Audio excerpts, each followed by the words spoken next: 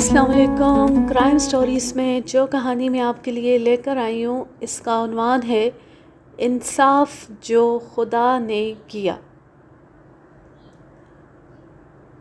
और ये पेश की है इनायतुल्लाह मुदीर महनामा हिकायत लाहौर। पीरो मुर्शद के कत्ल का ये केस कोई अजीब व ग़रीब कहानी तो नहीं, लेकिन जिस तरीके से ये कहानी बयान की गई है वो बहुत दिलचस्प है। अब तक आप थानेदारों की सुनाई हुई तफ्तीशी कहानियाँ पढ़ते रहे हैं। इस केस में मुतल्लिका थानेदार की तफ्तीश बिल्कुल मुख्तसर है। असल तफ्तीश सेशन कोर्ट में जाकर हुई। ये एक वकील की जिरह, बहस और दलाइल थे जिन्होंने इस्तिग़ासा के पांव तले से ज़मीन निकाल ली। ये केस मेरे सामने इस तरह आया कि मैंने LLB में दाखिला लिया तो एक पुराने स्टूडेंट अब्दुल कदीर के साथ दोस्ती हो गई। वो LLB का इम्तिहान देने वाला था। एक दूसरे के घरों में भी आना जाना हो गया। अब्दुल कदीर के वालिद साहब मशरकी पंजाब के एक शहर में ऊंचे दर्जे के वकील थे। 1947 में पाकिस्तान आ गए और कराची में प्रैक्टिस शुरू कर दी। 3 साल बाद बुढ़ापे और बीमारी ने प्रैक्टिस छुड़ा दी। अब्दुल कदीर के बड़े भाई इस पेशे में वालिद की जगह और उन्हीं जैसी शोहरत हासिल कर चुके थे। अब अब्दुल कदीर भी ज़िला कचहरी में पहुंच चुका है। इस पेशे के इसरारो रमूज़ समझने में मुझे अब्दुल कदीर की दोस्ती से बहुत फैज़ हासिल हुआ है।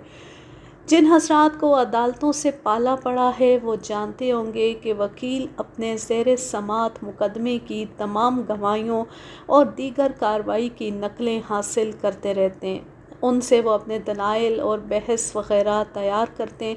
आखिर में वकील के पास केस की मुकम्मल फ़ाइल तैयार हो जाती है। अब्दुल कदीर के वालिद साहब अपने पास नहायत अहम केसों की फ़ाइलें महफूज रखी हुई थी।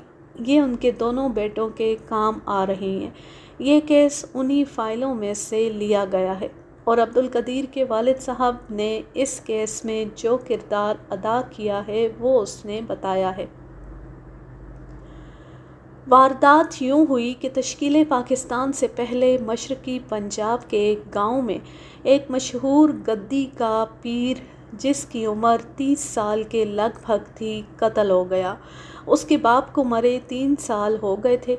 मकतूल अपने बाप की गद्दी पर बैठा था। मकतूल के दादा के मुतालिक मशहूर था कि मुर्दों को ज़िंदा कर दिया करते थे, और बाप ने इन करामात में शोहरत हासिल की कि सैलाब को रोक देता और बे औलाद को औलाद देता था। नाउस बिल्ला। ये नया पीर जो कत्ल हो गया था, औलाद देने और हर मुराद पूरी करने और चोरी, डाके, कत्ल वग़ैरह में कोई पकड़ा जाए तो बरी कराने में शोहरत रखता था। इसके मुतालिक मशहूर था कि मुल्ज़िम इसका तावीज़ बांध कर अदालत में जाए तो जज का दिमाग उल्टा चलने लगता है। सज़ा फांसी की देनी हो तो लिख देता है बरी। अब्दुल कदीर के वालिद साहब बताते हैं कि ये गद्दी और इसका नया पीर जो कत्ल हो गया था, औरतों में बहुत मकबूल था। एक सुबह उसकी लाश गांव के करीब एक खड्ड में पाई गई। इस्तिग़ासा के कहने के मुताबिक उसके गले में रस्सी डालकर मारा गया था। रस्सी लाश के साथ पड़ी मिली थी।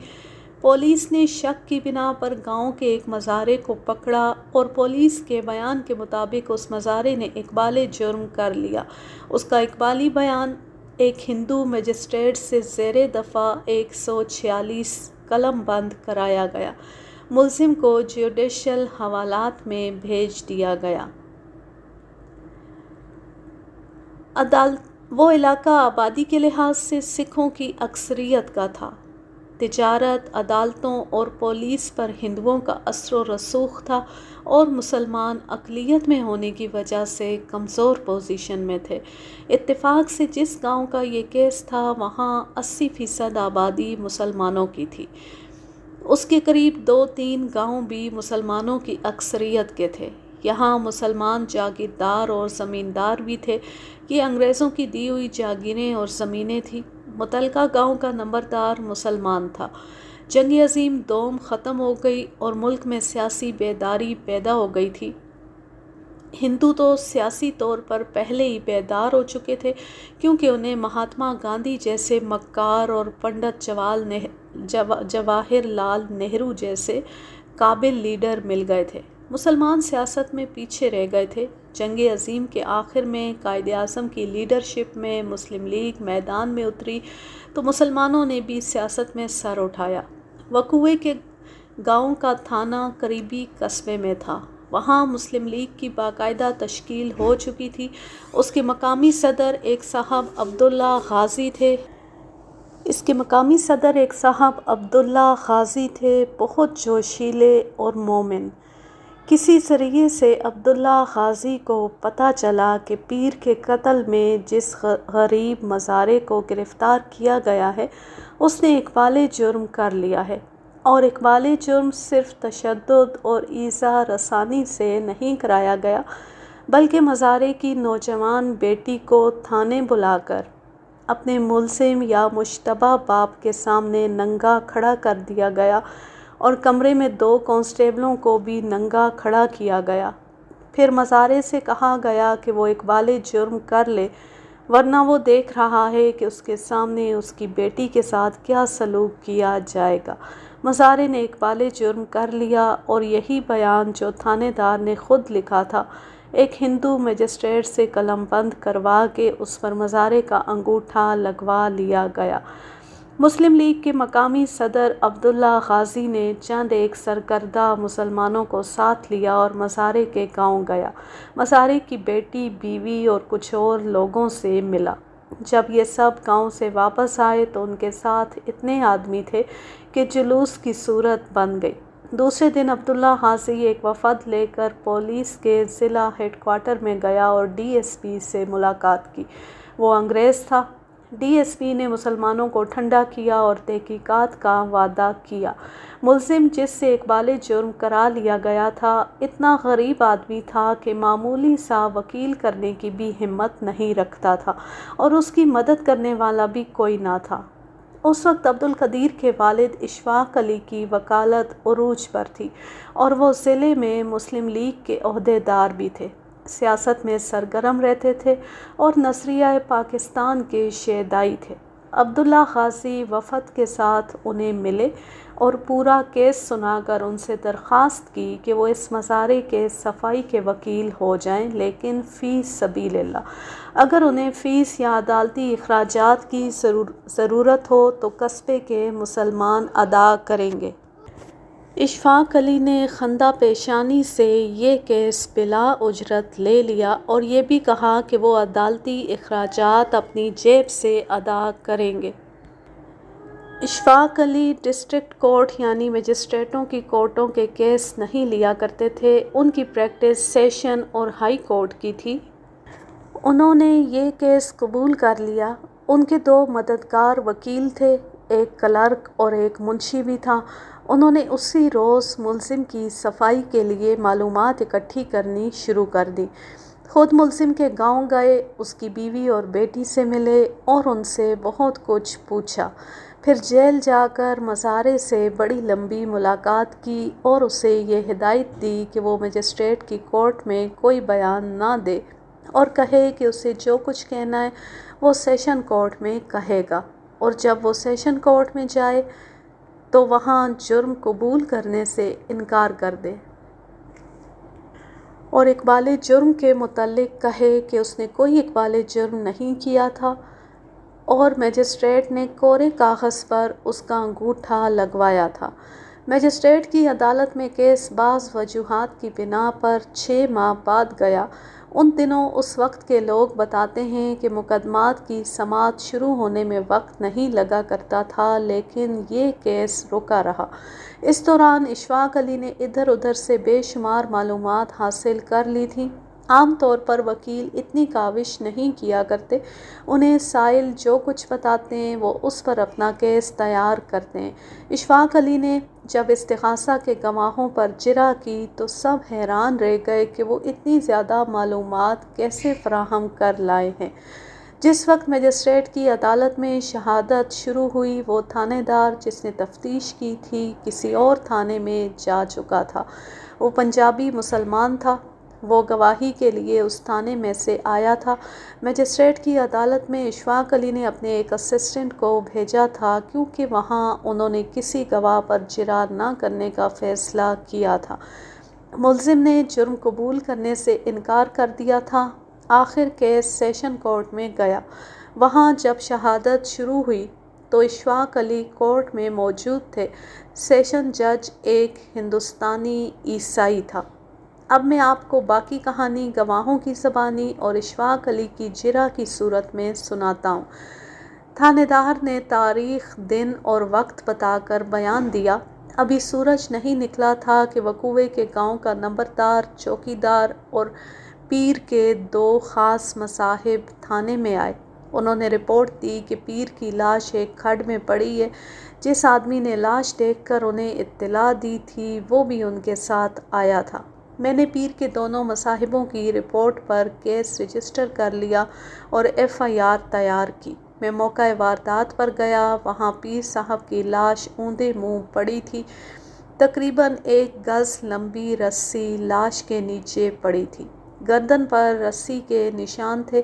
صاف پتہ چلتا تھا کہ اسی رسی سے مقتول کا گلا گھونٹا گیا تھا۔ تھانے دار نے جو کاغذی کارروائی کی اس کی تفصیل بتا کر بیان میں کہا، میں نے لاش پوسٹ مارٹم کے لیے بھجوا دی اور تفتیش شروع کر دی۔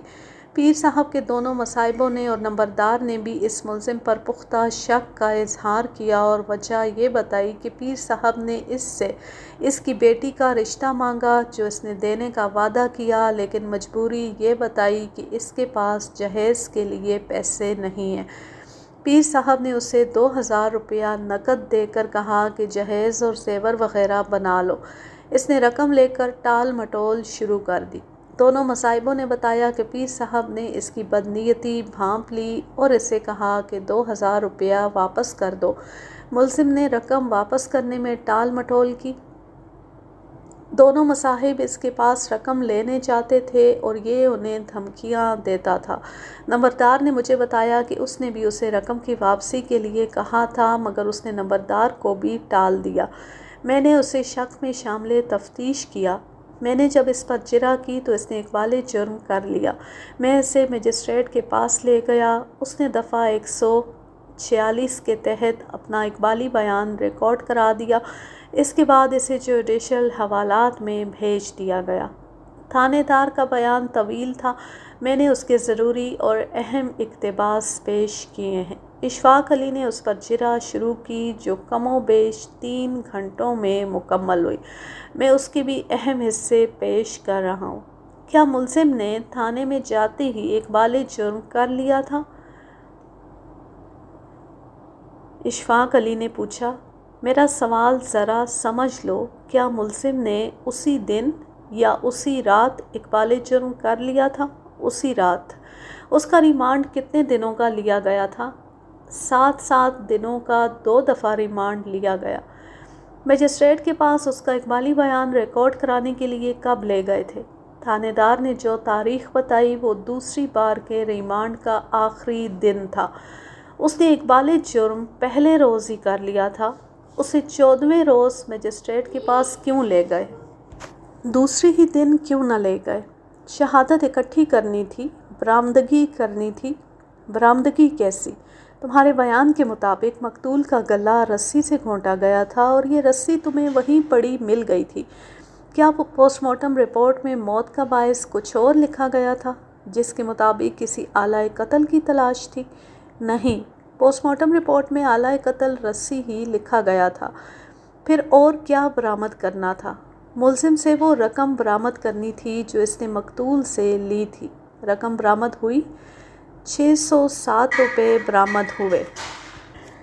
اس رقم کے ساتھ تمہارا تعلق تھا یا نہیں اسے ابھی رہنے دو۔ عدالت کو یہ بتاؤ کہ تم نے مجسٹریٹ کے پاس اس کا اقبالی بیان ریمانڈ کے آخری دن کیوں کرایا؟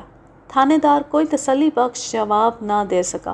ہر سوال کا جواب بے معنی سا دیتا رہا۔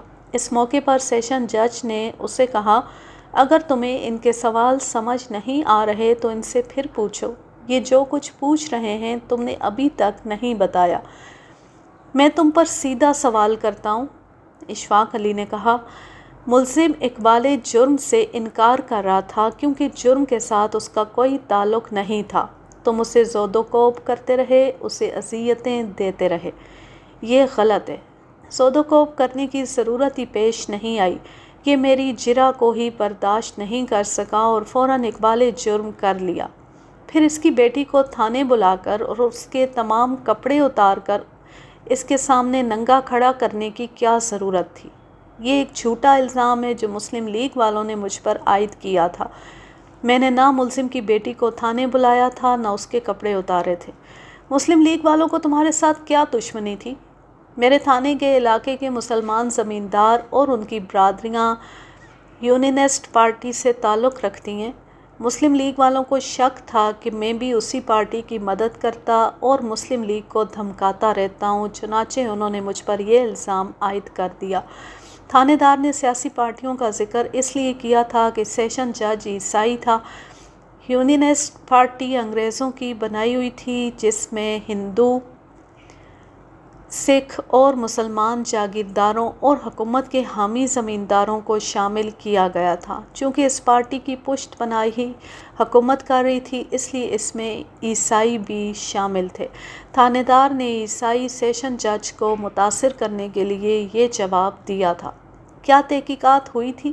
محکمانہ تحقیقات ہوئی تھی۔ کچھ لوگوں نے میرے خلاف گواہیاں دی تھیں لیکن میرے خلاف الزام ثابت نہیں ہو سکا۔ اشفاق علی نے کورٹ سے استدعا کی کہ وہ درخواست دینا چاہتے ہیں کہ اس تھانے دار کے خلاف جو انکوائری ہوئی تھی اس کی فائل کورٹ میں منگوائی جائے تاکہ یہ ثابت کیا جا سکے کہ اقبال جرم صرف جسمانی ایذا رسانی سے حاصل نہیں کیا گیا بلکہ ملزم کو اس قسم کا جذباتی اور روحانی صدمہ دیا گیا ہے کہ اس کی کنواری اور نوجوان بیٹی کو تھانے میں اس کے سامنے ننگا کر کے کھڑا کیا گیا اور اس کے ساتھ 2 برہنہ کانسٹیبل کھڑے کیے گئے۔ اس قدر ذلت آمیز ماحول پیدا کر کے ملزم کو مجبور کیا گیا کہ وہ اس تھانے دار کی مرضی کا اقبالی بیان دے دے۔ پبلک پراسیکیوٹر یعنی سرکاری وکیل جو ہندو تھا، اس نے اس کی مخالفت میں کہا کہ گواہ یعنی تھانے دار کے خلاف کسی عدالت میں کوئی مقدمہ نہیں چلا، نہ اسے کسی عدالت نے اس جرم میں سزا دی ہے۔ اس کے خلاف محکمانہ کارروائی ہوئی تھی جو عدالت میں نہیں منگوائی جا سکتی۔ گواہ کے بیان کے مطابق اس کا پس منظر سیاسی ہے، قتل کا یہ کیس غیر سیاسی ہے۔ سیشن جج نے کہا پبلک پراسیکیوٹر کا موقف بہت کمزور ہے، اس لیے تسلیم نہیں کیا جا سکتا۔ انصاف کے تقاضے پورے کرنے کے لیے گواہ کے خلاف جو تحقیقات اور کارروائی ہوئی تھی وہ کورٹ میں آنی چاہیے۔ اس کا تعلق ملزم کے اقبال جرم کے ساتھ ہے۔ اشفاق علی نے اپنے اسسٹنٹ سے کہا کہ وہ درخواست لکھے۔ انہوں نے تھانے دار پر جرح جاری رکھی۔ ملزم کا مکان کیسا ہے؟ تم نے تلاشی لی تھی؟ گھر کا سامان وغیرہ کیسا ہے؟ کچا کوٹھا ہے، ایک ہی کمرہ ہے، صحن نہیں، اندر 3 چارپائیاں ہیں، سامان مٹی کے چند ایک برتن ہیں، یعنی یہ گھر ایک بہت ہی غریب آدمی کا ہے۔ بہت غریب، اتنا غریب کہ اس نے بیٹی کا جہیز بنانے کے لیے پیر صاحب سے رقم لی تھی۔ ملزم کا کوئی جوان بیٹا یا بھائی ہے؟ نہیں، میں نے معلوم کیا تھا، یہ خود ہے، اس کی بیوی اور بیٹی ہے۔ اس موقع پر سرکاری وکیل بول اٹھا۔ اس نے جج سے کہا فاضل ایڈوکیٹ یہ ثابت کرنے کی کوشش کر رہے ہیں کہ ملزم بہت غریب اور نادار ہے اور اس کا کوئی بیٹا اور بھائی بھی نہیں، اس لیے یہ پیر کی حیثیت کے آدمی کو پہلے دھمکیاں دینے پھر قتل کرنے کی جرات نہیں کر سکتا۔ میں عدالت کی توجہ اس طرف کرنا ضروری سمجھتا ہوں کہ فاضل ایڈوکیٹ محترم اشفاق علی ہائی کورٹ کے وکیل ہیں اور بہت مہنگے۔ کوئی غریب آدمی ان کی خدمات حاصل کرنے کی جرات نہیں کر سکتا۔ ملزم اگر غریب ہی ہے تو اسے کسی مالدار پارٹی کی مدد حاصل ہے۔ یہ ایک بے موقع اور بے محل دلیل تھی جو سرکاری وکیل نے دی۔ جج نے کہا یہ بحث اور دلائل کا نقطہ ہے جو آپ آخر میں پیش کر سکتے ہیں، اس کا ابھی موقع نہیں۔ میں فاضل پبلک پروسیکیوٹر کا یہ نکتہ یہیں ختم کرتا ہوں۔ میں ملزم سے فیس نہیں لے رہا، دیگر اخراجات بھی اپنی جیب سے ادا کر رہا ہوں۔ میرے پاس ایک وفد یہ درخواست لے کر آیا تھا کہ ایک غریب اور نادار آدمی کو بڑی ذلیل طریقے سے مجبور کر کے اسے اقبال جرم پر انگوٹھا لگوا لیا گیا ہے، اور یہ غریب آدمی ایسا وکیل کرنے کی ہمت نہیں رکھتا جو اسے بے گناہ ثابت کر سکے۔ یہی وفد ڈی ایس پی کے پاس بھی گیا تھا۔ میں نے یہ کیس انسانی ہمدردی کی خاطر مفت لیا ہے تاکہ ایک نادار آدمی انصاف سے محروم نہ رہے۔ اشفاق علی نے تھانے دار سے پوچھا، تم نے مقتول کے 2 خاص مصائبوں کی رپورٹ پر کیس لیا تھا، کیا تم نے یہ ضروری نہیں سمجھا کہ مقتول کے کسی قریبی رشتہ دار کو بلا لیتے؟ کیا یہ 2 آدمی تمہارے لیے زیادہ قابل اعتماد تھے؟ چونکہ نمبردار اور چوکیدار کے علاوہ وہ آدمی بھی ساتھ تھا جس نے لاش دیکھی تھی، اس لیے میں نے ان 2 مصائبوں کو قابل اعتماد سمجھا۔ مقتول کے کسی عزیز یا رشتہ دار کی ضرورت نہیں تھی۔ کیا تم ان دونوں کو پہلے سے جانتے تھے؟ نہیں۔ تمہارے تھانے میں سزا یافتہ اور دیگر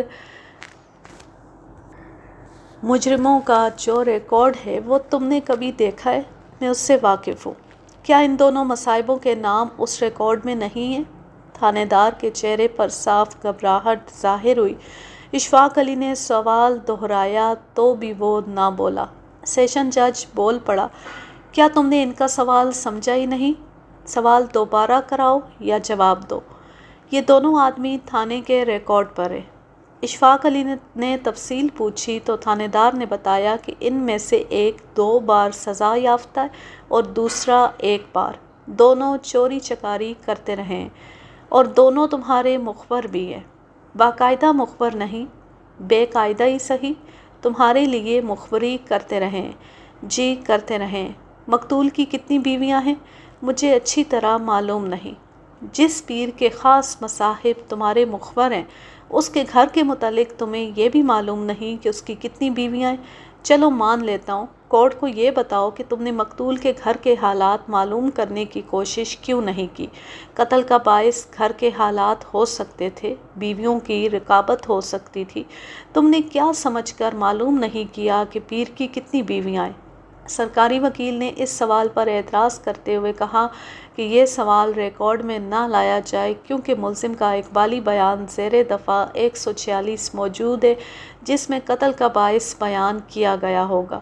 ملزم کہہ چکا ہے کہ اس نے کسی مجسٹریٹ کے سامنے اقبال جرم نہیں کیا، لہٰذا اقبالی بیان شہادت میں شامل نہیں کیا جا سکتا۔ میں کورٹ سے درخواست کروں گا کہ جس مجسٹریٹ نے بیان قلم بند کیا ہے اسے گواہ کے طور پر نہ بلایا جائے۔ سیشن جج نے رولنگ دی کہ مجسٹریٹ کو گواہ کے طور پر ضرور بلایا جائے گا اور صرف اقبالی بیان پر ملزم کو سزا نہیں دی جائے گی، مکمل شہادت دیکھی جائے گی، اور پبلک پروسیکیوٹر کا یہ اعتراض مسترد کیا جاتا ہے کہ صفائی کا وکیل یہ سوال نہ پوچھے۔ اشفاق علی نے اپنا سوال دہرایا تو تھانے دار نے جواب دیا، چونکہ ملزم نے پہلی رات ہی اقبال جرم کر لیا تھا اس لیے میں نے مقتول کے گھر کے حالات وغیرہ معلوم کرنے کی ضرورت نہ سمجھی۔ اس کے بعد مختلف پیشیوں پر گواہ گزرتے رہے۔ اس آدمی کا بھی بیان ہوا جس نے سب سے پہلے لاش دیکھی اور نمبردار کو بتایا۔ اشفاق علی نے اس سے پوچھا کہ اس نے لاش کے قریب کوئی رسی پڑی دیکھی تھی؟ اس نے جواب دیا کہ دیکھی تھی۔ اشفاق علی نے پوچھا کہ کہاں پڑی تھی؟ اس نے بتایا کہ لاش سے 2-3 قدم دور دائیں طرف پڑی تھی اور پہلی نظر میں وہ اسے سانپ سمجھا تھا۔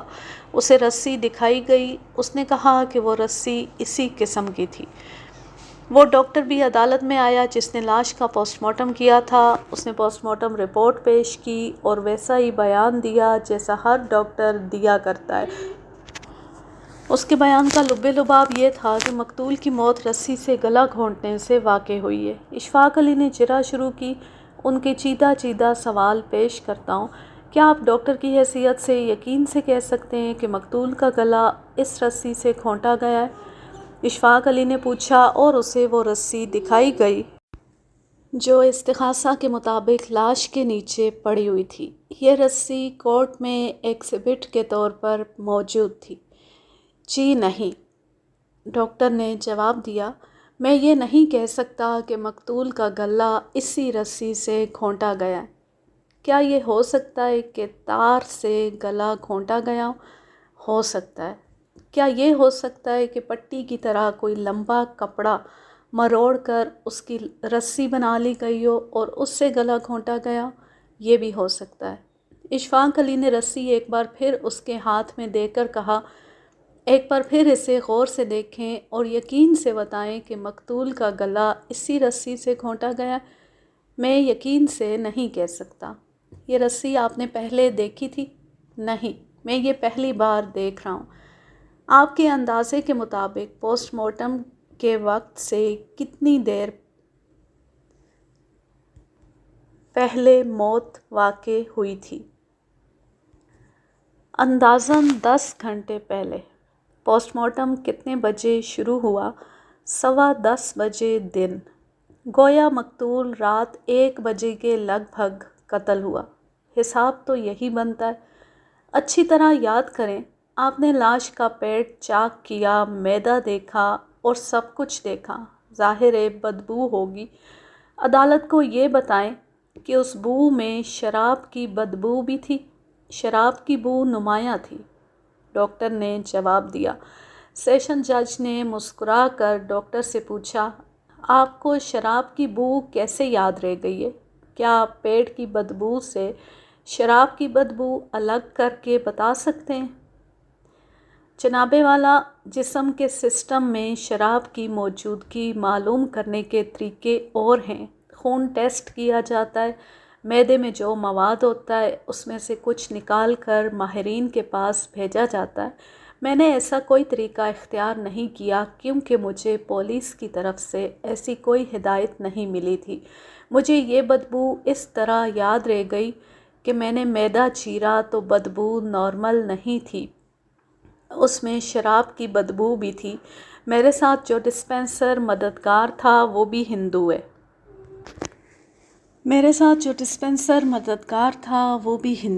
میں نے اسے کہا کہ دیکھو، مسلمانوں کے پیر جو اپنے آپ کو خدا کا مقدس آدمی سمجھتے ہیں کتنی زیادہ شراب پیتے ہیں۔ میں نے اگر مسلمانوں کے عقیدے یا مذہب کی توہین کی ہے تو میں فاضل ایڈوکیٹ صفائی سے دستبستہ معافی مانگتا ہوں۔ سیشن جج نے سنجیدگی سے اشفاق علی کی طرف دیکھا۔ اشفاق علی نے کہا، جناب والا، میں یہی ریکارڈ پر لانا چاہتا ہوں کہ خدا کے یہ نام نہاد مقدس آدمی جو پیر و مرشد بنے ہوئے ہیں اتنی زیادہ شراب پیتے ہیں کہ ان کی لاشوں کے اندر کی بدبو شراب کی بو میں دب جاتی ہے۔ سرکاری وکیل نے اعتراض کیا کہ شراب کی موجودگی پوسٹ مارٹم رپورٹ میں شامل نہیں، اس لیے یہ ریکارڈ میں نہیں آنی چاہیے۔ جج نے اعتراض مسترد کرتے ہوئے کہا، ڈاکٹر نے اتنے وثوق سے شراب کی موجودگی بتائی ہے کہ اسے ریکارڈ پر لانا ضروری ہے۔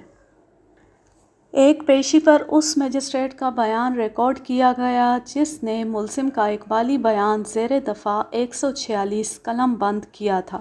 اس نے وہ سربمہر لفافہ عدالت میں پیش کیا جس میں ملزم کا اقبالی بیان بند تھا۔ جج نے مجسٹریٹ سے کہا کہ وہ لفافہ کھول کر اقبالی بیان سنائے۔ مجسٹریٹ نے بیان پڑھا۔ یہ خاصا طویل تھا۔ اس کا اختصار ملزم کے الفاظ میں یوں ہے، میری کل اولاد ایک بیٹی ہے جو جوان ہو گئی ہے۔ میں نے اس کی منگنی فلاں گاؤں میں کر دی، لیکن شادی کے لیے میرے پاس پیسے نہیں تھے۔ اگر میرے پاس تھوڑی سی بھی زمین ہوتی تو میں یہ گروی رکھ کر سود پر ساہوکار سے قرض لے لیتا۔ کسی اور سے قرض لیتے ڈر لگتا تھا کہ ادا کیسے کروں گا۔ ہم لوگ مشکل کے وقت اپنے پیر دستگیر کے دربار میں جایا کرتے تھے۔ میں پیر صاحب کے ڈیرے پر گیا اور ان کے قدموں میں ماتھا رگڑ کر کہا، یا دستگیر، دعا کرو میری بیٹی کی ڈولی عزت سے اٹھ جائے۔ میرے پلے کچھ بھی نہیں۔ پیر صاحب نے کہا کہ بیٹی کو ساتھ لاؤ، ہم اپنے ہاتھ سے اس کے گلے میں تعویذ ڈالیں گے، مشکل آسان ہو جائے گی۔ میری بیٹی کو خدا نے ایسی شکل اور ایسا قد کاٹ دیا ہے کہ سب مجھے کہا کرتے ہیں کہ بیٹی کو باہر نہ جانے دیا کرو۔ میں نے سرکار کا حکم مانا اور بیٹی کو ان کے آستانے پر لے گیا۔ انہوں نے لڑکی کے سر اور منہ پر ہاتھ پھیرا اور جلال میں آ کر کہنے لگے کہ یہ لڑکی بڑی بھاگوان ہے، یہ تو راج کرے گی۔ پھر دستگیر نے کہا کہ ہم 2000 روپیہ دیتے جہیز بنا لو، لیکن ابھی شادی کا دن مقرر نہ کرنا، میں دن مقرر کروں گا۔ میں نے ہاتھ جوڑ کر کہا کہ سرکار میں اتنی رقم واپس کہاں سے کروں گا، میں تو صرف دعا کرانے آیا ہوں۔ پیر صاحب نے ضد کی کہ 2000 روپیہ تمہیں لینا پڑے گا۔ میں نے ان کا حکم تو مان لیا، لیکن 2 کے بجائے ان سے 1000 روپیہ لیا۔ 4-5 روز بعد نمبردار نے مجھے اپنے گھر بلایا اور کہا کہ پیر صاحب نے تمہاری بیٹی کا رشتہ اپنے لیے مانگا ہے۔ میں نے نمبردار سے کہا کہ میں تو بیٹی کی منگنی بھی کر چکا ہوں، میں اب منگنی نہیں توڑ سکتا۔ نمبردار نے پیار سے کہا کہ بے وقوف نہ بن، بیٹی پیر صاحب کو دے دے، تیرے وارے نیارے ہو جائیں گے۔ پیر صاحب تمہیں اپنے دربار میں بٹھائیں گے۔ میں بڑی مشکل میں پھنس گیا۔ ایک طرف پیر صاحب تھے، دوسری طرف میری زبان تھی جو میں دے چکا تھا اور دعائے خیر بھی پڑھی گئی تھی۔ میں نے اللہ اور رسول صلی اللہ علیہ وآلہ وسلم کے نام پر بیٹی کی زبان دے دی تھی۔ میں پیر صاحب کی بجائے خدا سے ڈر گیا اور نمبردار سے کہا کہ میں منگنی نہیں توڑوں گا اور رشتہ پیر صاحب کو نہیں دے سکتا۔ نمبردار نے مجھے گالی دے کر کہا کہ تم نے پیر صاحب سے 2000 روپیہ اس لیے لیا ہے کہ اپنی بیٹی کا رشتہ انہیں دو گے، اب تم رقم ہضم کر کے وعدے سے پھر گئے ہو۔ میں نے قسمیں کھا کر کہا کہ میں پیر صاحب کے پاس دعا کرانے گیا تھا اور انہوں نے خود مجھے 1000 روپیہ قرض دیا ہے کہ بیٹی کا جہیز بنا لو۔ نمبردار نے مجھے پیٹنا شروع کر دیا اور کہا کہ اپنی بیٹی کا رشتہ فوراً پیر صاحب کو دے دو۔ میں نے نمبردار کے پاؤں پکڑے، منت کی کہ مجھے لوگوں میں ذلیل نہ کرو، میں زبان دے چکا ہوں، مگر نمبردار مجھے ٹھڈے اور تھپڑ مارتا رہا۔ اس روز کے بعد میری مصیبت آ گئی۔ پیر صاحب کے 2 خاص آدمی باری باری میرے گھر آتے اور پیر صاحب کے لیے رشتے کا مطالبہ کرتے، مجھے، میری بیوی اور میری بیٹی کو گالی گلوچ کر کے چلے جاتے۔ پیر صاحب نے مجھے اپنے آستانے پر بلا کر ان دونوں سے پٹوایا اور کہا کہ تم اپنے وعدے سے پھر گئے ہو۔ میں نے ان کے قدموں پر سر رگڑا، فریادیں کی، مگر ان ظالموں پر کچھ اثر نہ ہوا۔ ایک دن ایسے ہوا کہ میں نے جس لڑکے کے ساتھ اپنی بیٹی کی منگنی کی تھی، اس کا باپ میرے پاس آیا اور مجھے کہا کہ وہ میری بیٹی کو قبول نہیں کرے گا۔ وہ رو پڑا۔ میں نے وجہ پوچھی تو اس نے بتایا کہ پیر صاحب اور نمبردار نے اسے دھمکیاں دی ہیں کہ اس نے اس لڑکی کے ساتھ اپنے بیٹے کی شادی کی تو لڑکی کو اغوا کر لیا جائے گا۔ وہ بیچارہ میری طرح مسارہ ہے، وہ ڈر گیا اور اس نے منگنی توڑ دی۔ میں نے قسم کھا لی کہ اپنی بیٹی کو زہر دے کر مار ڈالوں گا، پیر صاحب اور نمبردار کی بات نہیں مانوں گا۔ میں نے پیر صاحب سے 1000 روپیہ لیا تھا، وہ میں انہیں واپس دینے گیا تو انہوں نے کہا کہ میں نے 2000 روپیہ دیا تھا۔ انہوں نے مجھے اپنے آدمیوں سے پٹوایا اور کہا کہ پوری رقم لاؤ۔ یہ لوگ مجھ سے 2000 روپیہ مانگ رہے تھے۔ انہوں نے مجھے ہر کسی کے سامنے بدنام کر دیا۔ سب کہنے لگے کہ تم نے پیر صاحب کا 2000 روپیہ ہضم کر لیا، اب اس کا نتیجہ دیکھنا، تمہاری بیٹی آباد نہیں ہوگی اور تم خود کوڑی ہو کر مرو گے۔ میں ڈر سے مرتا رہا اور غصے سے جلتا رہا۔ وقوعے کی رات کھیتوں کو پانی لگانا تھا۔ میرا کوئی بیٹا نہیں، بیٹی میرے ساتھ چل پڑی۔ آدھی رات کا وقت ہوگا کہ پیر صاحب وہاں پہنچ گئے۔ وہ پہلے مجھے آوازیں دیتے رہے اور گالیاں بھی دے رہے تھے۔ چاندنی رات تھی۔ وہ قریب آئے تو کہنے لگے کہ میں تمہاری بیٹی کو لینے آیا ہوں۔ ان کی آواز سے صاف معلوم ہو رہا تھا کہ شراب کے نشے میں ہیں۔ پیر صاحب نے میری بیٹی کو بازو سے پکڑا اور گھسیٹ کر اپنے ساتھ لے چلے۔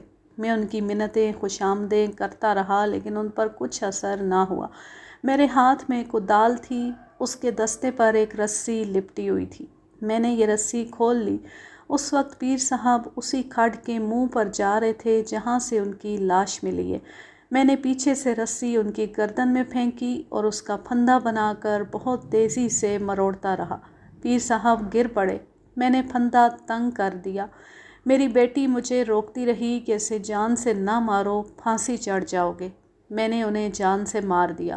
میں نے رسی گردن میں ہی رہنے دی اور کھیتوں میں پانی لگانے چلا گیا۔ اپنی بیٹی سے میں نے کہا کہ وہ گھبرائے نہیں اور اپنی ماں کو بھی نہ بتائے۔ دوسرے دن مجھے گرفتار کر لیا گیا اور میرے دل پر اس جرم کا اتنا برا اثر تھا کہ میں نے اقبال جرم کر لیا۔ مجھ پر کسی نے کوئی زیادتی یا زبردستی نہیں کی اور میں یہ بیان اپنی مرضی سے دے رہا ہوں۔ یہ اقبالی بیان کے مختصر اقتباسات ہیں جو مجسٹریٹ نے عدالت میں پڑھ کر سنائے۔ اس نے اپنے بیان میں کہا کہ اس نے ملزم کی ہتھکڑی کھلوا کر اپنے چیمبر میں بٹھایا اور اسے خبردار کیا کہ اس نے اقبالی بیان دیا تو اسے عمر قید یا سزائے موت ہو سکتی ہے۔ مجسٹریٹ نے کہا کہ اس نے ملزم کو یہ بھی بتایا کہ اگر وہ اقبالی بیان نہ دینا چاہے تو وہ آزاد ہے۔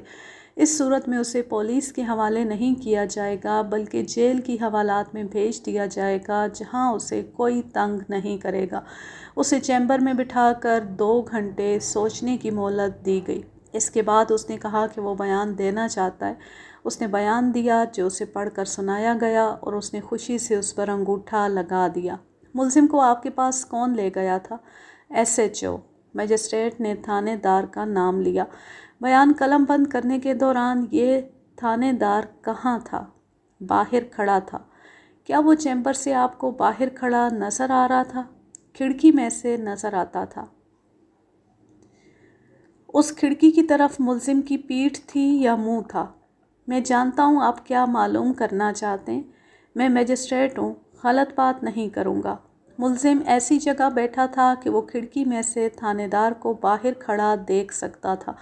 مجھے خوشی ہے کہ آپ کو اپنے رتبے کا احساس ہے اور آپ قانون کا احترام کرتے ہیں۔ اب عدالت کو یہ بتائیے کہ آپ دیکھ رہے تھے کہ ملزم کو تھانے دار سامنے کھڑا نظر آ رہا ہے تو آپ نے تھانے دار کو وہاں سے ہٹا کیوں نہ دیا؟ میں نے ملزم کے دل سے پولیس کا خوف دور کر دیا تھا۔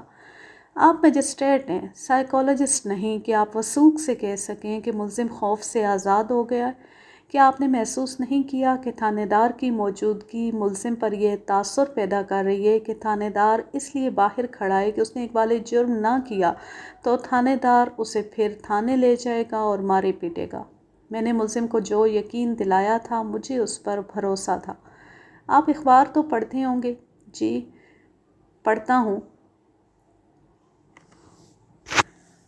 پھر اس نے ایک انگریزی اخبار کا نام لیا۔ اشفاق علی نے اس اخبار کا ایک تراشا مجسٹریٹ کے آگے رکھا اور کہا، یہ خبر اسی اخبار میں شائع ہوئی تھی، آپ نے پڑھی تھی؟ اشفاق علی نے یہ تراشا مجسٹریٹ سے لے کر سیشن جج کو پڑھ کر سنایا۔ یہ خبر تھی کہ فلاں گاؤں میں ایک پیر قتل ہو گیا ہے، مبینہ طور پر اسے اس کے مرید نے گلے میں پھندا ڈال کر قتل کیا ہے۔ پولیس کا بیان ہے کہ ملزم نے اقبال جرم کر لیا ہے، لیکن مسلم لیگ کے ایک وفد نے علاقے کے DSP سے ملاقات کی اور متعلقہ تھانے دار پر الزام عائد کیا ہے کہ اس نے ملزم پر تشدد کیا ہے اور ملزم کی نوجوان بیٹی کو تھانے بلا کر اسے برہنہ کیا اور ملزم کے سامنے کھڑا کر دیا۔ لڑکی کے ساتھ 2 کانسٹیبلوں کو بھی برہنہ حالت میں کھڑا کر دیا گیا تھا۔ مسلمانوں نے الزام عائد کیا ہے کہ ملزم نے اپنی بیٹی کی عزت بچانے کی خاطر اقبالی بیان دیا ہے جو دراصل تھانے دار نے لکھا ہے۔ اس تھانے دار کو لائن حاضر کر دیا گیا اور تحقیقات کا حکم دے دیا گیا۔ اشفاق علی نے مجسٹریٹ سے پوچھا، تراشے پر تاریخ دیکھیں، یہ خبر اس سے 3 روز پہلے کی ہے جب ملزم آپ کے پاس اقبالی بیان ریکارڈ کرانے کے لیے لایا گیا تھا۔ خبر میں تھانے دار کا، تھانے کا اور ملزم کا نام بھی دیا گیا ہے۔ آپ ان تینوں ناموں سے آگاہ تھے۔ عدالت کو یہ بتائیں کہ جب یہی تھانے دار آپ کے پاس اس ملزم کو لایا تو آپ نے اس سے پوچھا نہیں کہ یہ خبر کہاں تک سچ ہے؟ کیا واقعی اس کی بیٹی کے ساتھ تھانے دار نے یہ سلوک کیا تھا؟ نہیں، میں نے اس سے نہیں پوچھا۔ اگر میں کہوں کہ آپ نے مجسٹریٹ کی حیثیت سے اپنے فرض میں کوتاہی کی ہے تو آپ کیا جواب دیں گے؟ ظاہر ہے کہ میں کہوں گا کہ میں نے کوتاہی نہیں کی۔ اخبار کی خبر میرے لیے قانون کی حیثیت نہیں رکھتی۔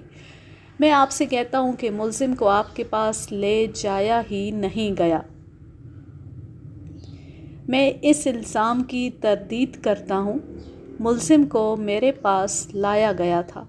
پھر آپ نے تھانے دار کو کھڑکی کے سامنے ایسی جگہ کیوں کھڑا کیے رکھا جہاں سے ملزم اسے اور وہ ملزم کو دیکھ سکتا تھا؟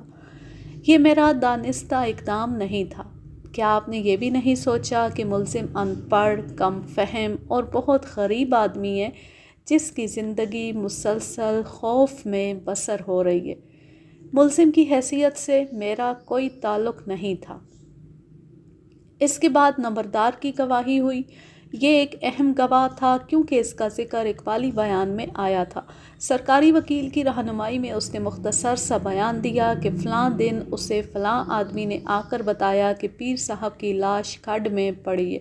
نمبردار نے بتایا، میں چوکیدار کو ساتھ لے کر وہاں گیا۔ پیر صاحب کی لاش پیٹ کے بل پڑی تھی، اس کے ساتھ ایک رسی تھی۔ میں نے پیر صاحب کے گھر جا کر اطلاع دی۔ ان کے 2 مصاحب میرے ساتھ آئے، انہوں نے بھی لاش دیکھی۔ پھر میں ان دونوں کے ساتھ تھانے گیا۔ تھانے دار صاحب نے ان دونوں کی رپورٹ پر مقدمہ درج کیا۔ میرا فرض یہیں پر ختم ہو گیا۔ قاتل یہی ملزم ہے، اس نے اقبال جرم کیا ہے۔ اس کی گواہی میں باقی باتیں غیر اہم تھیں۔ اشفاق علی نے جرح شروع کی، رسی کہاں پڑی تھی؟ لاش کے ساتھ تھی۔ ساتھ سے تمہاری کیا مراد ہے؟ کیا رسی لاش کے گلے میں تھی؟ جی، اس نے ذرا جھجک کر جواب دیا، گلے میں ہی تھی۔ تم نے کہا ہے کہ قاتل یہی ملزم ہے، تم نے یہ فیصلہ کیوں دے دیا؟ ملزم نے اقبالی بیان دیا ہے۔ تم نے یہ بیان پڑھا تھا؟ نہیں۔ کیا ملزم نے تمہارے سامنے اقبال جرم کیا تھا؟ نہیں۔ پھر تمہیں کس طرح پتہ چلا کہ ملزم نے اقبال جرم کر لیا؟ تھانے دار نے بتایا تھا۔ ملزم پر قتل کے شک کا اظہار کس نے کیا تھا؟ پیر صاحب کے مصاحبوں نے۔ تم جانتے ہو ملزم کی پیر سے کیا دشمنی تھی؟ ملزم نے پیر صاحب سے 2000 روپیہ لے کر اپنی بیٹی کا رشتہ دینے کا وعدہ کیا تھا، لیکن ملزم رقم ہضم کر گیا اور رشتہ دینے سے انکار کر دیا۔ کیا رقم ملزم نے تمہارے سامنے لی تھی؟ نہیں۔ پھر تم کس طرح کہتے ہو کہ ملزم نے رقم لی تھی؟ پیر صاحب جھوٹ نہیں بولا کرتے۔ تم نے ملزم سے کہا تھا کہ رشتہ پیر کو دو یا رقم واپس کر دو؟ کہا تھا، لیکن ملزم ٹال مٹول کرتا رہا۔ تمہیں معلوم ہے کہ ملزم کچھ عرصہ پہلے اپنی بیٹی کی منگنی فلاں گاؤں میں کر چکا تھا؟ مجھے یاد نہیں۔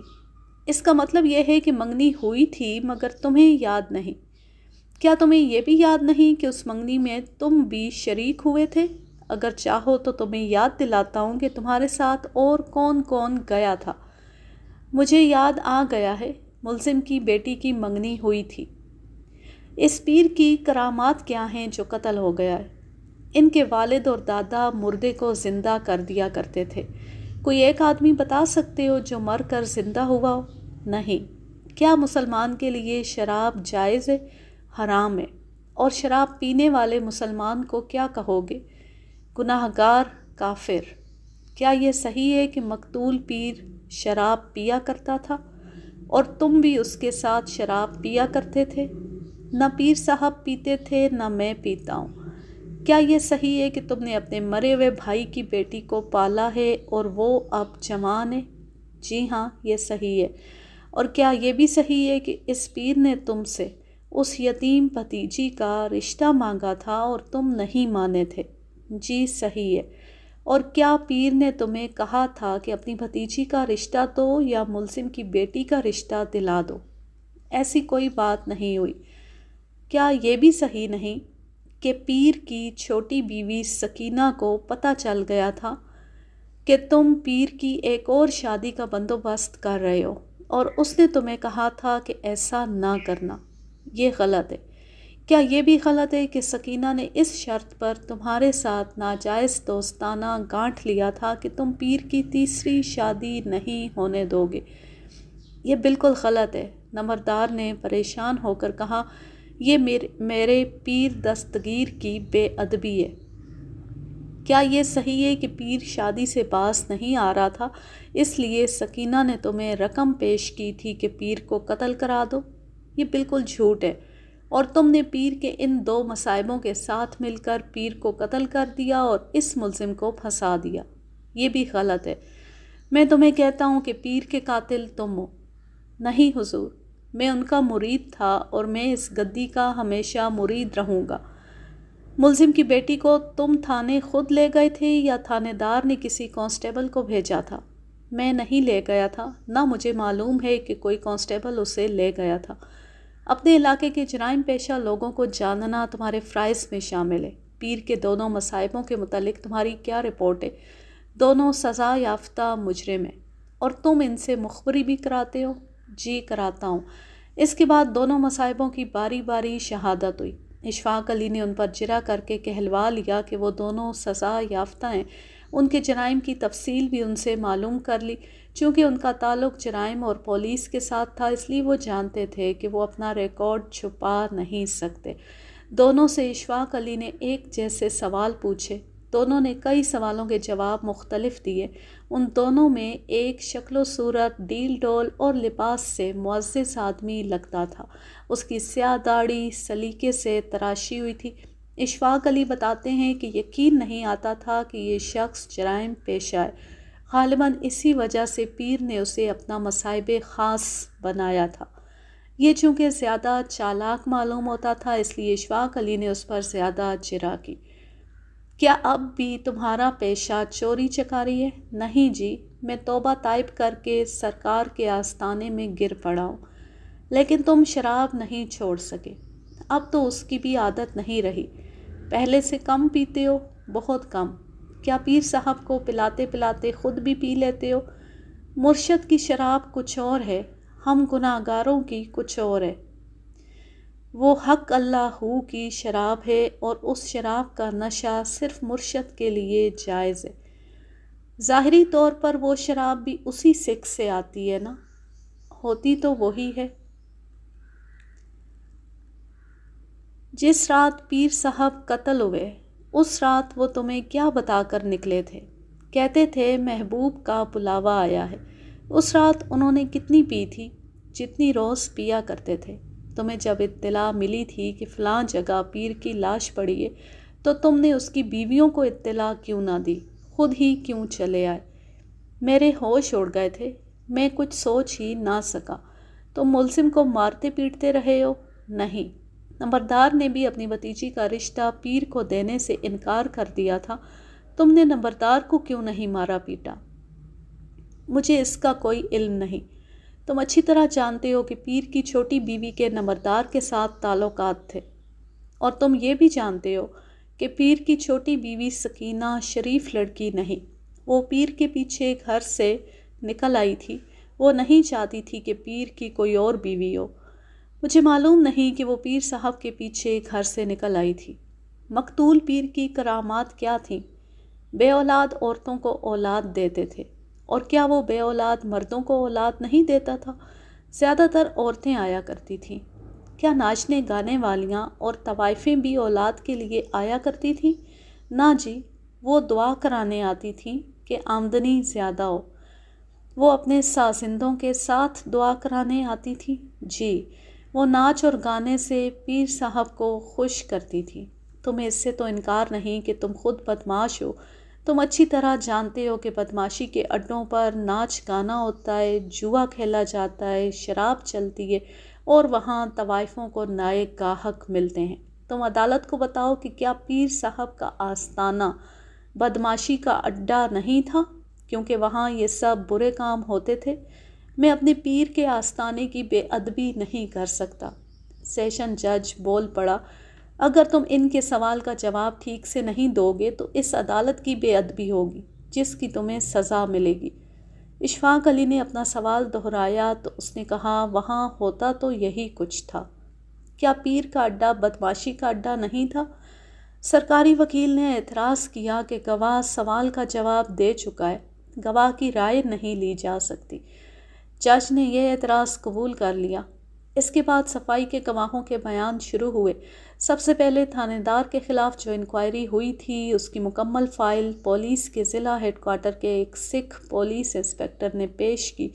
یہ کورٹ کے حکم پر اور سمن پر منگوائی گئی تھی۔ سرکاری وکیل نے قانون کے کئی ایک حوالے دیے اور کہا کہ یہ فائل ملزم کی صفائی میں کورٹ میں پیش نہیں کی جا سکتی، لیکن اشفاق علی نے الہ آباد ہائی کورٹ کے 2 فیصلوں اور لاہور ہائی کورٹ کے 2 فیصلوں کے حوالے دے کر سرکاری وکیل کے حوالے بیکار کر دیے۔ سیشن جج نے سرکاری وکیل سے کہا کہ وہ چاہے تو ہائی کورٹ میں درخواست دے سکتا ہے، لیکن اس نے 2 ہائی کورٹوں کے 2 فیصلوں کے حوالوں کے آگے سر تسلیم خم کر دیا۔ اشفاق علی کی جرح پر ہیڈ کوارٹر کے سکھ انسپکٹر نے سب سے پہلے انکوائری کا فیصلہ پڑھ کر سنایا۔ اس میں تھانے دار کے خلاف یہ جرم ثابت ہو گیا تھا کہ اس نے ملزم کی بیٹی کو تھانے بلا کر اس کے کپڑے اتروائے اور اسے اس کے باپ کے سامنے کھڑا کر دیا، اور اس نے 2 برہنہ کانسٹیبل بھی لڑکی کے ساتھ کھڑے کر دیے۔ فیصلے کے مطابق تھانے دار کی ترقی عرصہ 6 سال کے لیے روک دی گئی تھی۔ وہ سب انسپکٹر سے انسپکٹر ہونے والا تھا، اسے تھانے سے ہٹا کر ایک چوکی پر بھیج دیا گیا۔ اشفاق علی نے سکھ انسپکٹر سے پوچھا کہ وہ فائل دیکھ کر بتا سکتا ہے کہ اتنے سنگین جرم کی سزا اتنی نرم کیوں دی گئی۔ سکھ انسپکٹر نے فائل سے پڑھ کر سنایا کہ تھانے دار کا ریکارڈ اچھا رہا ہے اور اس نے 2 بڑے ہی خطرناک ڈاکوؤں کے گروہ ختم کیے تھے، اس وجہ سے سزا تھوڑی دی گئی۔ انکوائری میں جو گواہ پیش ہوئے ان میں نمبردار بھی تھا۔ میں آپ کو نمبرداروں کے متعلق بتا دوں کہ یہ لوگ جرائم پیشہ لوگوں اور پولیس کے درمیان پل کا کام بھی کرتے تھے، بڑے چالاک ہوتے تھے، تھانے داروں کی خوشامد بڑی گھٹیا طریقے سے کیا کرتے تھے، مگر پانی کا رخ بھی دیکھ لیتے تھے۔ جب دیکھتے کہ کسی تھانے دار کے پاؤں تلے سے اس کے بالائی افسر زمین نکال رہے ہیں تو نمبردار اپنی نمبرداری کی خاطر بالائی افسروں کا ساتھ دیا کرتے تھے۔ اس کیس میں اس نمبردار نے یہی رول ادا کیا تھا۔ اس نے اپنی جان اور حیثیت کے تحفظ کے لیے انکوائری میں بیان دیا کہ تھانے دار نے لڑکی کو تھانے بلایا تھا، وہ بھی گیا تھا، اور تھانے دار نے ملزم سے اقبالی بیان لینے کے لیے یہ شرمناک حربہ استعمال کیا تھا۔ انکوائری میں تھانے کے ASI کے بیان کے علاوہ ان 2 کانسٹیبلوں کے بیان بھی تھے جنہیں لڑکی کے ساتھ برہنہ حالت میں کھڑا کیا گیا تھا۔ انہوں نے بیان میں کہا کہ انہیں تھانے دار نے حکم دیا تھا۔ اشفاق علی نے انکوائری کی فائل کو ایسی قابلیت سے استعمال کیا کہ استغاثہ کی عمارت ڈولنے لگی۔ اس کے بعد اشفاق علی نے یہ اعلان کر کے کہ ملزم کا بیان لیا جائے، میں صفائی میں کوئی گواہ پیش نہیں کروں گا، عدالت پر سناٹا طاری کر دیا۔ وہ بتاتے ہیں کہ سیشن جج کے ہونٹوں پر ہلکی سی مسکراہٹ تھی جو میرے لیے حوصلہ افزا تھی۔ ملزم کو اشفاق علی نے جیل میں ملاقات کر کے بتا دیا تھا کہ وہ کیا بیان دے۔ ملزم نے جو بیان دیا وہ مختصراً یہ تھا کہ اس نے اپنی بیٹی کی منگنی کسی جگہ کر دی تھی۔ اس سے آگے اس نے وہی بیان دیا جو اس کے اقبالی بیان میں آپ پڑھ چکے ہیں۔ آگے چل کر اس نے کہا کہ اس نے کوئی اقبالی بیان نہیں دیا۔ تھانے دار اسے مار مار کر اور بڑی سخت اور ناقابل برداشت اذیتیں دے دے کر مجبور کر رہا تھا کہ میں کورے کاغذ پر انگوٹھا لگا دوں۔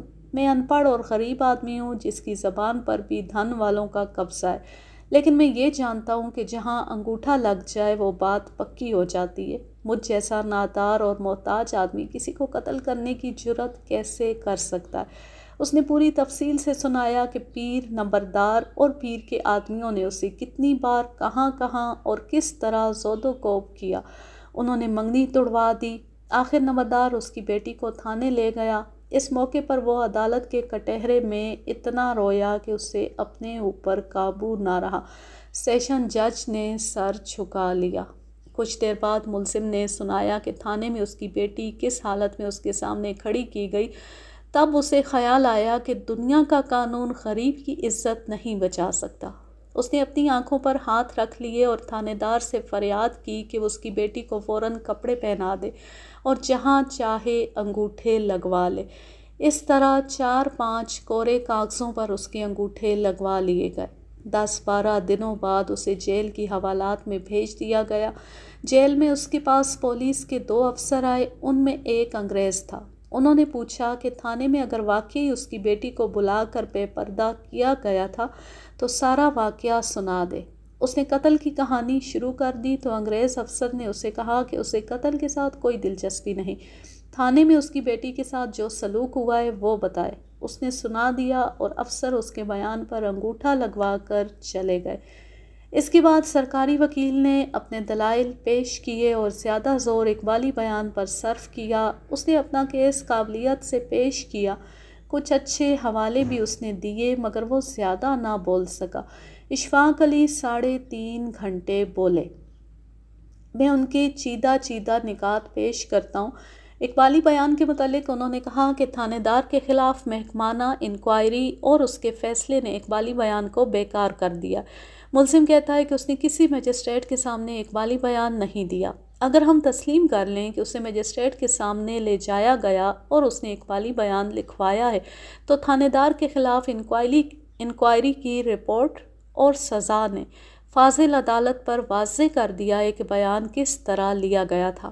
قانون اس طرح لیے ہوئے اقبالی بیان کو تسلیم نہیں کرتا۔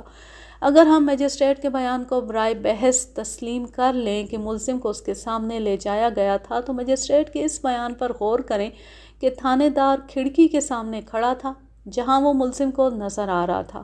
جناب والا ملزم کی سوشل حیثیت دیکھیں۔ یہ غریب، نادار اور محتاج مزارہ ہے، ان پڑھ بلکہ گنوار ہے۔ اس کے لیے مجسٹریٹ اور تھانے دار فرعونوں سے کم نہیں۔ وہ یہی سمجھتا رہا کہ اس نے اقبالی بیان نہ لکھوایا تو تھانے دار اسے پھر پکڑ کر لے جائے گا اور اس کی بیٹی کو پھر برہنہ کر دے گا۔ لیکن یہ دلائل میں نے فاضل عدالت کی سہولت کے لیے دیے ہیں تاکہ ہر پہلو سامنے آ جائے۔ قانون کا تقاضا یہ ہے کہ اقبالی بیان کالعدم ہے۔ اپنے اس موقف کی حمایت میں اشفاق علی نے 3 ہائی کورٹوں کے فیصلوں کے حوالے دیے۔ انہوں نے کہا کہ مقدمے کی بنیاد جھوٹ پر رکھی گئی ہے، جھوٹ کی کڑیاں ملانا ممکن ہوتا ہے۔ صرف رسی کو لیجئے جس سے مبینہ طور پر مقتول کو قتل کیا گیا۔ تھانے دار نے کہا کہ رسی لاش کے نیچے تھی۔ جس آدمی نے لاش دیکھی تھی اس نے کہا کہ رسی لاش سے 2-3 قدم دور دائیں طرف پڑی تھی، اور نمبردار نے کہا کہ رسی گلے میں تھی۔ نمایاں طور پر شک پیدا ہوتا ہے کہ رسی خانہ پوری کے لیے شہادت میں استعمال کی گئی ہے۔ اس شک کا فائدہ ملزم کو ملنا چاہیے۔ اشفاق علی نے کہا کہ تھانے دار نے ملزم کا بیان اپنے مطلب کے مطابق خود لکھا اور اس میں یہ بھی لکھا کہ قتل کے وقت ملزم کی بیٹی اس کے ساتھ تھی اور ملزم کو قتل سے روکتی رہی، مگر اس لڑکی کو استغاثہ کے گواہ کے طور پر پیش نہیں کیا گیا۔ کیوں؟ صرف اس لیے کہ لڑکی کے ساتھ تھانے دار نے جو سلوک کیا ہے اسے وہ بے نقاب کر دے گی۔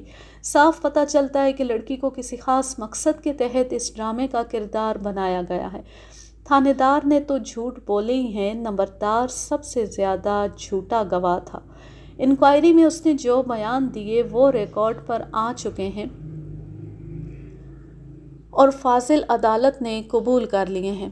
عدالت میں اس نے کہا کہ اسے کچھ پتہ نہیں کہ لڑکی کو تھانے بلایا گیا تھا۔ انکوائری میں اس نے کہا ہے کہ نہ صرف لڑکی کو تھانے بلایا گیا تھا بلکہ وہ خود بھی تھانے گیا تھا۔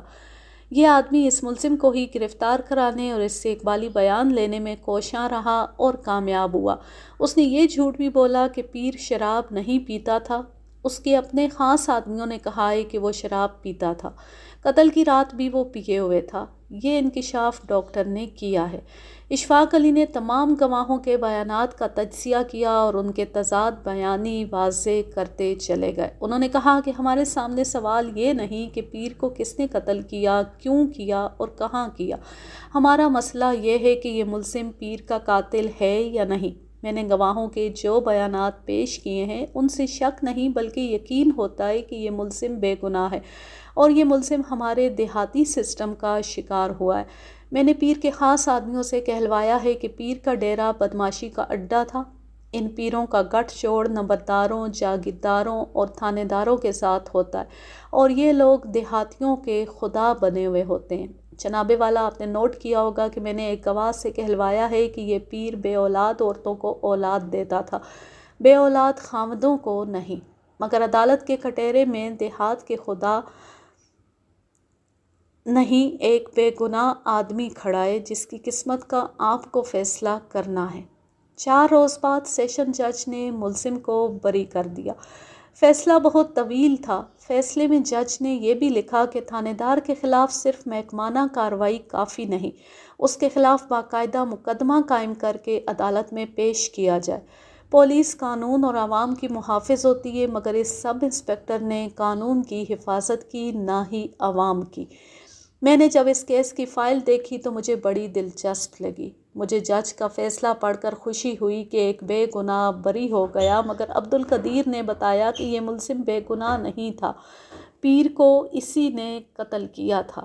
اس کا اقبال جرم بالکل صحیح اور سچا تھا، اس میں اس نے اپنی بیٹی کو بچا لیا تھا۔ ہوا یوں تھا کہ اس نے پیر کے گلے میں رسی ڈالی اور تیزی سے رسی کو مروڑ کر پھندا بنا لیا۔ پیر تنو مند تھا، وہ پیچھے مڑا، وہ ایک گھوسے سے اس فاقہ کش مزارے کو گرا دیتا، مگر مزارے کی بیٹی نے بیٹھ کر پیر کے دونوں ٹخنے پکڑے اور اتنی زور سے جھٹکا دیا کہ پیر گر پڑا۔ مزارے نے رسی کے پھندے کو تنگ کر کے اور جھٹکے دے دے کر پیر کو مار ڈالا۔ بیٹی گرے ہوئے پیر کی ٹانگوں پر کھڑی رہی تاکہ وہ آزاد نہ ہو سکے۔ وہ مر گیا تو دونوں نے اس کی لاش کھڈ میں لڑکا دی۔ مزارے نے مقدمے کی سماعت شروع ہونے سے پہلے اشفاق علی کو بتا دیا تھا کہ قتل اس نے اپنی بیٹی کی مدد سے کیا ہے اور اس نے یہ قتل اپنی غیرت کی خاطر کیا ہے۔ اشفاق علی نے اسی لیے اسے بری کرانے میں غیر معمولی محنت کی تھی اور اپنے ذرائع سے معلومات اکٹھی کی تھی۔ یوں یہ زبردست کہانی اپنے اختتام کو پہنچی۔ اب میں لیتی ہوں آپ سے اجازت۔ جہاں رہیں خوش رہیں، شاد و آباد رہیں، ہنستے مسکراتے رہیں، اور اگر یہ کہانی یا میرا انداز پسند آئے تو اس چینل کو سبسکرائب ضرور کر لیں اور بیل آئیکن کو ضرور پریس کریں تاکہ آنے والی ہر نیو ویڈیو کی نوٹیفیکیشن آپ کو بر وقت ملتی رہے۔ ویڈیو کو لائک کیجئے، زیادہ سے زیادہ شیئر کیجئے اور اچھا سا کومنٹ کیجئے۔ اللہ حافظ، اللہ نگہبان۔